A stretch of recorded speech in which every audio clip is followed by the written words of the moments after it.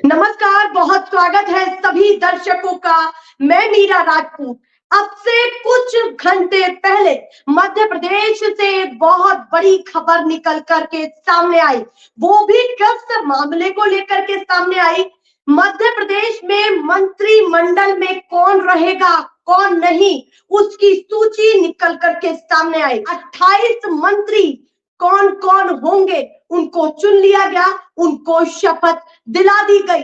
पर एक बहुत बड़ी चीज हुई जिसको मैं एक लाइन में कहना चाहती हूं कि जिस चीज का डर था वही हुआ। ऐसा क्या हुआ है मध्य प्रदेश में? क्योंकि देखिए भैया, कयास लगातार लगाए जा रहे थे कि कुछ ऐसा हो सकता है कि शिवराज सिंह चौहान के जो नजदीकी करीबी विधायक है उनको जगह मिले, क्योंकि शिवराज सिंह चौहान मुख्यमंत्री नहीं बन पाए तो कहीं ना कहीं जो उनके करीबी विधायक है उनको जोड़ने की कवायद तो मंत्रिमंडल में दिखेगी। वो भी ऐसा कुछ नहीं दिखा। भाजपा जब भी करती है कुछ ऐसा चौंका देने वाला करती है। पर क्या अब भाजपा के लिए इस मामले को लेकर के या इस कदम को लेकर के बड़ी मुसीबत होने वाली है? क्योंकि सिंधिया जो पिछले कार्यकाल में भी शिवराज सिंह चौहान के साथ थे, उनके करीबी पिछले मंत्रिमंडल में 8 के करीब थे। अब की बार उनका भी टिकट कटा है। केवल 2 चेहरों को मंत्रिमंडल में रखा गया है।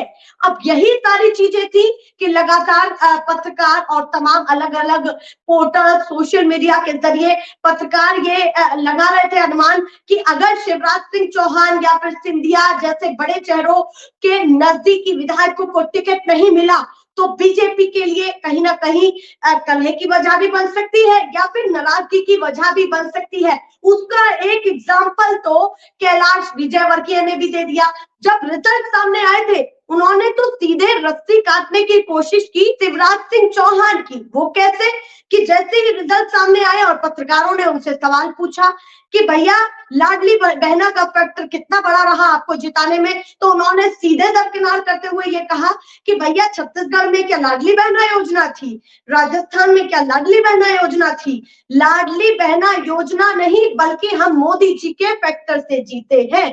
जिस चीज की कवायद लगातार मामा जी करते आ रहे थे कि बहनाओं ने हमें प्यार दिया है, वहीं कैलाश विजयवर्गीय ने उस बात को ठुकराते हुए दिखे। यानी कि दो फाड़ दोनों की बातों में दिखे। दोनों बीजेपी के नेता है पर दोनों अलग अलग बातें कह रहे हैं। अब उसके बाद कितना सही और कितना गलत है ये सोचना कि बीजेपी ने अपने लिए खुद तो मुसीबत खड़ी नहीं कर दी है या फिर बीजेपी का इसके पीछे बड़ा प्लान है। इतनी बड़ी खबर हो और इस पर बातचीत ना हो, ऐसा कैसे हो सकता है? तो बहुत स्वागत है अंकेश जी आपका। नमस्कार मीरा जी, आपके दर्शकों को नमस्कार। मेरा पहला सवाल यही है, मेरा सीधा सवाल आपसे ये है कि अब क्या होने वाला है? क्या बीजेपी ने ये बड़े खेल की तैयारी की है 2024 के लिए या फिर इसके पीछे की कोई बड़ी वजह है? और नेताओं में भी कलह दिख सकती है क्योंकि कैलाश विजयवर्गीय ने तो मामा जी को ही घेरना शुरू कर दिया था रिजल्ट के बाद ही। जी बताएं, पहली प्रतिक्रिया क्या है आपकी? देखिए, 3 राज्यों में जो इनको अप्रत्याशित जीत मिली है, इसके कारण जो ये एक्सपेरिमेंट कर रहे हैं, मोदी और अमित शाह जो एक्सपेरिमेंट कर रहे हैं, इससे बीजेपी के अंदर ही एक विपक्ष का एक खेमा तैयार कर रहे हैं मोदी और अमित शाह। अब ये जो एक्सपेरिमेंट है, इसको और सरल शब्दों में मैं बोलूं तो जो एक्सपेरिमेंट कर रहे हैं ये एक्सपेरिमेंट सेल्फ गोल क्रिएट कर रहा है। अब आप कहेंगे कैसे? तो पहला एक्सपेरिमेंट चुनाव से पहले जो इन्होंने एक्सपेरिमेंट किया कि राकेश सिंह, प्रहलाद पटेल, कैलाश विजयवर्गीय, सबको यह कान में आश्वासन देकर के बोला गया कि आप वहां चुनाव लड़के जाओ, शिवराज सिंह को हम लोग चुनाव मुख्यमंत्री नहीं बनाएंगे और आपको मुख्यमंत्री बनाएंगे। यानी सबको अलग अलग बोला गया। लगभग मंत्री जी लगभग जो केंद्र से भेजे गए थे वो जीत करके आ गए। नरेंद्र सिंह तोमर को भी यही कह करके भेजा गया था। तो नरेंद्र सिंह तोमर जो कि भ्रष्टाचार के केस में भी फंसे हुए, जिसपे कोई जांच नहीं हो रही, हालांकि विपक्ष के ऊपर में कोई भी हल्का सा आरोप लगा देता है तो उस पर सीबीआई की जांच हो जाती है। लेकिन कोई भ्रष्टाचार के ऊपर में सीना ठोकने वाला जो प्रधानमंत्री और अमित शाह और बीजेपी है, नरेंद्र सिंह तोमर के ऊपर में चू शब्द नहीं बोलता है, लेकिन उसको उनका पर कतर करके उनको केंद्र से राज्य में भेज दिया जाता है और विधानसभा अध्यक्ष बना दिया जाता है, जिसके कारण से उनके ऊपर में जांच भी नहीं हो सकती है। पर बीजेपी तो एक अब बहुत रही बड़ा बात, एक्सप्लेनेशन दे रही है कि हम अपने से कार्यकर्ताओं को सीधे शीर्ष पर बिठाते हैं। क्या कहना चाहते हैं इस बात पर? ये सब केवल जुमलेबाजी है। जिस तरीके से 15 लाख का जुमलेबाजी था, जिस तरीके से जनता को 15 लाख का जुमला दिया गया और फिर पूरा नहीं किया गया, जिस तरीके से राजस्थान में 450 रुपए का सिलेंडर का जुमला दिया गया और पूरा नहीं किया गया, और जिस तरीके से मध्य प्रदेश में लाडली बहना योजना का जो जुमला दिया गया वो पूरा नहीं किया गया, तो ये केवल जुमलेबाजी है कि हम अपने से कार्यकर्ताओं को शीर्ष पे बिठाते हैं। हकीकत इसकी ये है कि ये बीजेपी और अमित शाह और मोदी का जो कोम्बो है, गुजरात का कोम्बो है, ये किसी भी बड़े राजनीतिक अपने अंदर के राजनीतिक को वो बर्दाश्त नहीं कर पाते। कोई आदमी उनसे, कोई राजनेता उनसे आंख में आंख मिलाकर के बात कर सके, उनसे सवाल पूछ सके। जैसे ही किसी नेता का कद चाहती हूँ, आपको क्या लगता है कि इन तमाम मैं बता रहा हूँ क्या चल रहा है? शिवराज सिंह चौहान मीरा जी मैं बता रहा हूँ, ये जितने भी बड़े नेताओं को इन्होंने साइड लाइन किया है या उनका पर कतरा है, ये लोग 2024 के चुनाव में अपनी जो हैसियत है उसका वो एक्सपेरिमेंट करेंगे और वो बताएंगे कि आपने मेरा पर कतरा है और मैं आपको सीट घटा करके नीचे लेके आऊंगा। ऐसा तो नहीं कि बड़े सपने दिखाए गए हो कि देखिए जी, और हो भी सकता हो कि बीजेपी की ये बड़ी तैयारी हो कि ये जो बड़े नेता रहे हैं उनको हम लोकसभा चुनाव में उतारे। ये भी हो सकता है। नहीं, ये अगर ऐसा होता तो डॉक्टर मोहन यादव को मुख्यमंत्री नहीं बनाया जाता। कम से कम ये जो नाम हमने कहा शिवराज सिंह को हटा करके, फिर ये जो नाम हमने कहा राकेश सिंह, प्रहलाद पटेल, कैलाश विजयवर्गीय, नरेंद्र सिंह, इसमें से किसी को मुख्यमंत्री बनाया जाता। छोटे कार्यकर्ताओं को, ये सामान्य से विधायक को मुख्यमंत्री बना करके ये बताया जा रहा है गुजरात लॉबी के द्वारा, अमित शाह और मोदी के द्वारा, कि देखो तुम चाहे विधायक हो कि मंत्री हो कि केंद्रीय मंत्री हो कि संगठन में तुम्हारे पास में कितना भी बड़ा जिम्मेदारी रहा हो या कितना भी बड़ा संगठन में काम क्या अनुभव रहा हो, तुम्हारी औकात एक प्यादे से ज्यादा नहीं है।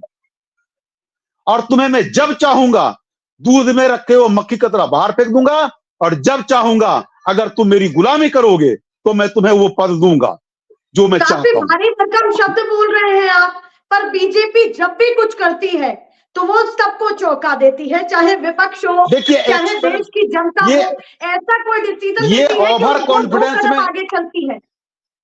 ये सब बकवास बातें हैं। ये तभी तक चल पाता जब उनके सामने में एक ऐसा विपक्ष होता है जो ना एक्सपेरिमेंट करती है ना उनके पास में कोई रणनीति होता है। ये जो ओवर कॉन्फिडेंस में जो एक्सपेरिमेंट किए जा रहे हैं, ये इनको भारी पड़ने वाला है 2024 के चुनाव में।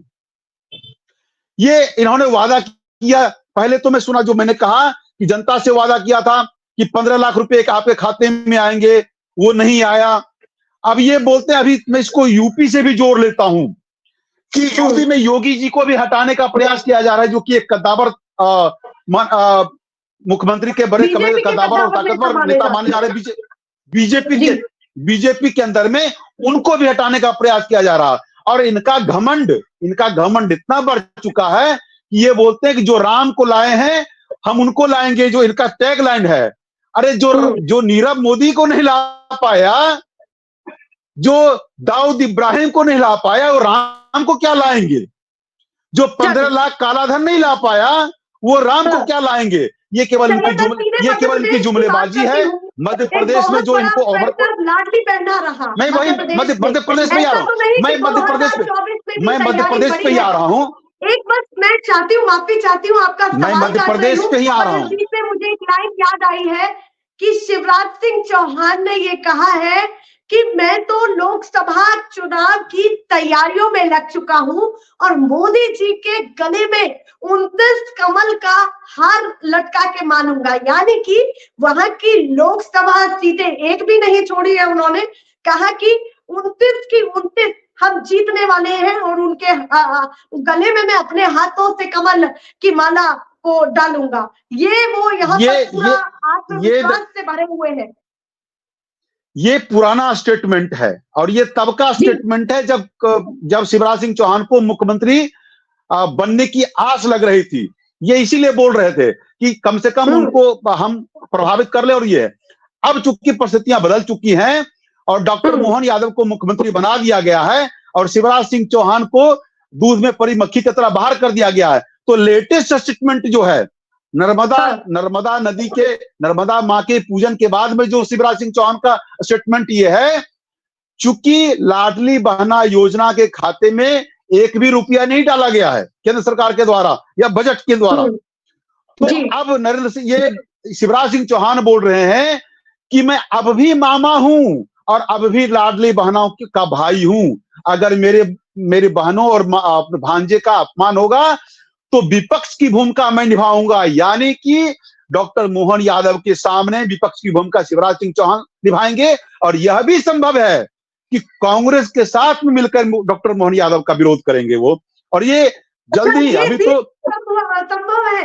ये अभी तो आज शपथ कर अभी तो मैं बता रहा हूँ जी, मैं बता रहा हूँ। देखिए कोई भी पॉलिटिकल खिलाड़ी समय मुझे लगता है भाजपा के लिए भी नहीं होगी और कांग्रेस के लिए भी, जो कोई भी पॉलिटिकल खिलाड़ी या कोई भी एक्सपर्ट जो अपने क्षेत्र का होता है वो टाइम का इंतजार करता है। अब जो हाथ से पत्ते जा चुके हैं, तो अब शिवराज सिंह चौहान के पास में क्या है कि या तो पिछले 4-5 महीने आने वाले हैं, इस समय में राज्य सरकार अपने और चूंकि डॉक्टर मोहन यादव जो मुख्यमंत्री हैं वो केवल टोकन मुख्यमंत्री हैं, असली मुख्यमंत्री तो नरेंद्र मोदी और अमित शाह हैं। तो अगर ये वादा पूरा नहीं करते हैं जो उन्होंने मैनिफेस्टो और गारंटी में कहा, अगर वो पूरा नहीं करते हैं, आप सीधे हमला कर रहे हैं, शब्दों से सीधे मैं बता रहा हूं, आप अपने दर्शकों तक सूचना जाने दें। मैं बता रहा हूं कि अगर ये वादा पूरा नहीं हुआ तो असफलता मोदी और अमित शाह की होगी और डॉक्टर मोहन यादव का विरोध करते हुए यह विरोध अमित शाह और मोदी का होगा।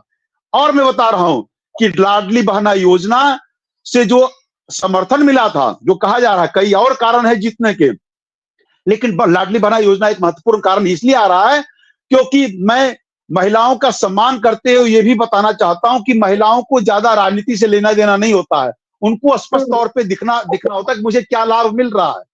तो लाडली बहना योजना हो या राजस्थान में 450 रुपए के सिलेंडर देने की योजना की जो गारंटी दी गई थी, तो महिलाओं को लग कम से कम ये तो लाभ मुझे मिल रहा है। लेकिन अब अगर लाडली बहना योजना को स्थगित कर दिया गया है तो वो बहना, और ये भी स्टेटमेंट आया है कि मैंने तो शिवराज सिंह चौहान को वोट दिया था, ये मोहन यादव कहां से मुख्यमंत्री बनकर के आ गया है। तो ये जो सारा कंट्रोवर्सी है, बिल्कुल, लाडली बहना का ये बयान वायरल भी हुआ था कि वो कह रहे थे कि मेरे जानकारी में मीरा जी, मेरे जानकारी में और मेरे अनुभव में अभी तक कभी ऐसा नहीं हुआ कि अपदस्थ मुख्यमंत्री इतने लंबे समय तक खबरों में रहे, क्योंकि जब तक मुख्यमंत्री वसुंधरा राजे खबर में नहीं है, वसुंधरा राजे जो कर रही है वो खबर में नहीं है, लेकिन शिवराज सिंह चौहान रोज खबर में है और वो हर एक दिन कुछ ना कुछ कर रहे हैं और ये बताने के लिए लगे हुए हैं कि उनका ये स्टेटमेंट है कि टाइगर अभी जिंदा है। तो शिवराज सिंह अभी जिंदा है और 2024 में वो क्या खेल करेंगे और उसपे से सोने पे सुहागा जो शिवराज सिंह चौहान को साइड लाइन लगाने के लिए कैलाश विजयवर्गीय को भेजा गया था, कहीं ये ना हो जाए कि कैलाश विजयवर्गीय शिवराज सिंह चौहान के समर्थन में आ जाए कि तुमको मुख्यमंत्री नहीं बना, हमको मुख्यमंत्री नहीं बना, अब इसको सबक सिखाते हैं। क्योंकि इंडिया अलायंस की जो तैयारी है इसका अंदाजा इन लोगों को भी है।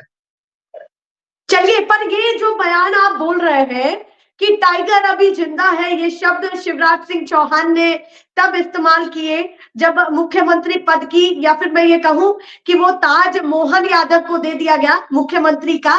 पर यहाँ पर बात तो ये भी है कि जब वो हारे थे और पिछली बार कमलनाथ मुख्यमंत्री बने तो उन्होंने तब भी ये शब्दों का इस्तेमाल किया था, आज ही नहीं, पिछले चुनाव में भी इस्तेमाल किए थे ये शब्द और कहा कि भैया टाइगर अभी जिंदा है, एक मंच से कहते हुए निकल गए थे। तो कहीं ना कहीं पहले उन्होंने विपक्ष को आड़े हाथों लेते हुए ये डायलॉग दिया था और बीच में सत्ता भी गिर गई, ये भी देखने के लिए मिला कि बीच में सत्ता गिर गई। जी देखिए, योद्धा योद्धा होता है जी उसकी लड़ाई, वो लड़ाई में योद्धा यह तय करता है कि हमारा दुश्मन कौन है। आप जिस एक ही स्टेटमेंट को अगर 2 बार देखेंगे तो उस समय में कमलनाथ उनके विपक्ष में थे और आज नरेंद्र मोदी और अमित शाह उनके विपक्ष में हैं, क्योंकि उस समय में कमलनाथ ने इनको मुख्यमंत्री पद से हटाया था और इस बार नरेंद्र मोदी और अमित शाह इनको मुख्यमंत्री पद से हटाया है।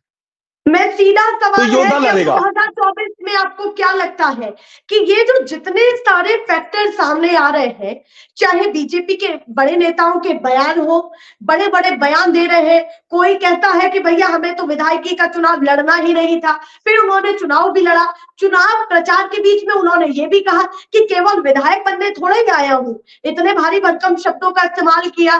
फिर उसके बाद शिवराज सिंह चौहान ये कहते हुए दिखाई देते हैं कि भैया टाइगर अभी जिंदा है। कैलाश विजयवर्गीय सीधे शिवराज सिंह चौहान पर अड़े रहते हैं कि भैया मोदी जी ने किया है, ये शिवराज सिंह चौहान की कोई योजना का खास फर्क नहीं है। शिवराज सिंह चौहान बहनों के बीच में जाते हैं।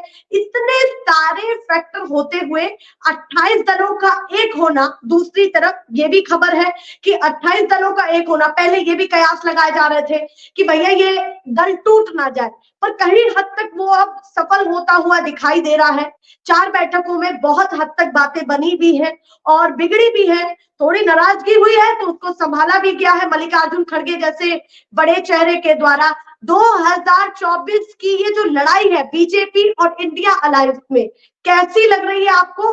धुंधली तस्वीर सामने पेश नहीं कीजिएगा, क्लियरली जो भी आपको इस समय लग रहा है। जी, आपने 2 सवाल पूछा है, मैं पहले मध्य प्रदेश वाले पे आ जाता हूं। आप भी पॉलिटिक्स कवर करती हैं, जनता के बीच में जाती हैं, नेताओं से मिलती हैं। राजनीति और क्रिकेट में कोई अस्थाई दुश्मन नहीं होता है। जिस तरीके से आप देखती होंगी कि सारे जो देश की जो क्रिकेट टीमें हैं जी, उसको आईपीएल में क्या किया जाता है कि आईपीएल में मिक्स कर दिया जाता है। तो वही आईपीएल का खिलाड़ी जब अपने स्टेट को प्रेजेंट, अपने देश को प्रेजेंट कर रहा होता है तो अपने मित्र के खिलाफ में कैसे खेलता है, एक दूसरे से एक्सपीरियंस शेयर करता है।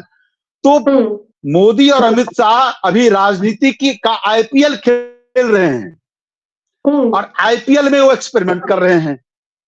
लेकिन यही आईपीएल वाला एक्सपेरिमेंट आपने देखा होगा कि उसी टीम का आईपीएल का खिलाड़ी जब दूसरे अपने देश में जाता है खेलने के लिए तो उसकी कमियों और अच्छाइयों को लेते हुए स्ट्रेटजी बना लिया जाता है।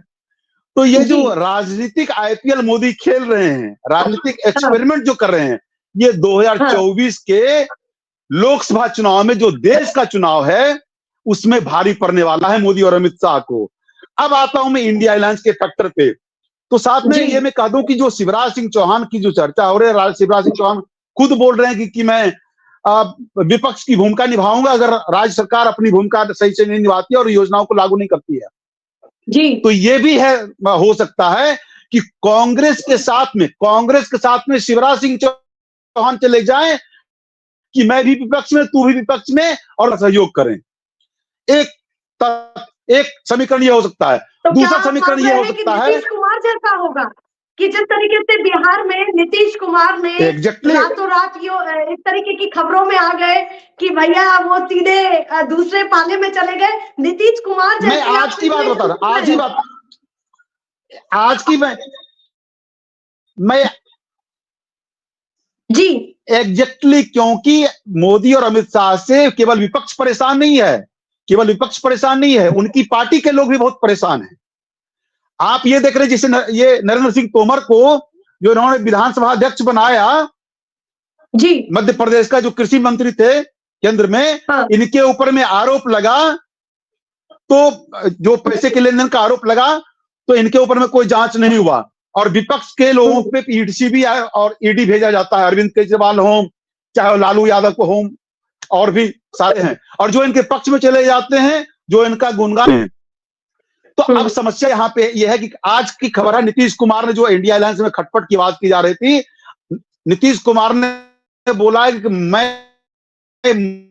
मेरे मन में कोई लालच नहीं है और सब कुछ इंडिया अलायंस में सब कुछ ठीक है और मैं मजबूती से खड़ा हूं। सवाल तो कहीं ना कहीं इन बातों पर आकर के रिल जाता है जब नीतीश कुमार आज मीडिया कर्मियों के बीच में ये कहते हैं कि कुछ बड़ा होने वाला है। अब वो बड़ा नीतीश कुमार को लेकर के होने वाला है क्या? क्योंकि देखिए ये खटपट भी सुनाई दे रही है कि नीतीश कुमार दूसरे किसी चेहरे से खुश नहीं है। जो प्रधानमंत्री के दावेदारों के नाम सामने आ रहे हैं उसमें खटपट दिखाई दे रही है, या वाकई इंडिया अलायंस से कोई बड़ी खबर आने वाली है जिसको लेकर के नीतीश कुमार भी पूरे संतुष्ट हैं कि कुछ सकारात्मक वहां से खबर आएगी। देखिए नीतीश कुमार के बयान को आज अगर पूरे तरीके से सुनेंगे तो हाँ। उन्होंने अपने तरफ से ये बोला कि इंडिया अलायंस में कोई भी गड़बड़ी नहीं है, हमको किसी पद की लालसा नहीं है। वो चूंकि इंडिया अलायंस को एकत्रित करने का उन्होंने प्रयास किया है तो हो सकता है थोड़ा सा रहा हो, लेकिन नीतीश कुमार की ये मजबूरी भी है कि अब वो लौटकर बीजेपी की तरफ नहीं जा सकते हैं। जी चलिए, तो इनको यहाँ भी एडजस्ट करना है और बाकी प्रयास बाकी प्रयास यहाँ से चल रहा है। बाकी प्रयास राहुल गांधी जी ने भी कॉल किया, बाकी प्रयास चल रहा है। तो नीतीश कुमार इंडिया अलायंस में बने रहेंगे और जो बड़ा होने वाला है ये संभवतः नीतीश कुमार जी के अपने व्यक्तित्व इंडिया के अंदर में ही होने वाला, अपने लिए कुछ इंडिया के अंदर होने वाला है। चलिए, ये तमाम कयास जो उन्होंने लगाए कितने सही साबित होते हैं। 2024 के चुनाव काफी नजदीक हैं। अब इन चुनावों में ये जो भूमिका उन्होंने बना करके दिखाई है, बताई है, वो कितनी सही और सटीक साबित होती है वो तो समय ही बताएगा। बहुत धन्यवाद अंग्रेज जी हमारे साथ जुड़ने के लिए, और तमाम दर्शकों का भी बहुत धन्यवाद। नमस्कार।